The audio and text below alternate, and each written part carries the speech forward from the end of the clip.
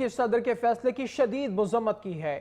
محمود عباس کہتے ہیں کہ مقبوضہ بیت المقدس ہمیشہ فلسطین کا دارالحکومت رہے گا۔ امریکی فیصلے سے خطے میں جنگ کے نئے خطرات لاحق ہو گئے ہیں۔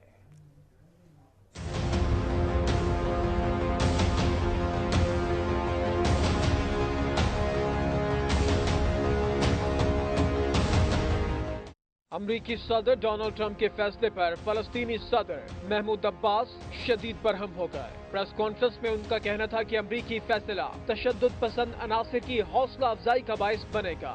فیصلے سے امریکہ خطے میں امن عمل کی ثالثی سے دستبردار ہو گیا۔ ان کا کہنا تھا کہ مقبوضہ بیت المقدس ابتدا سے ہی فلسطین کا دارالحکومت رہا اور رہے گا۔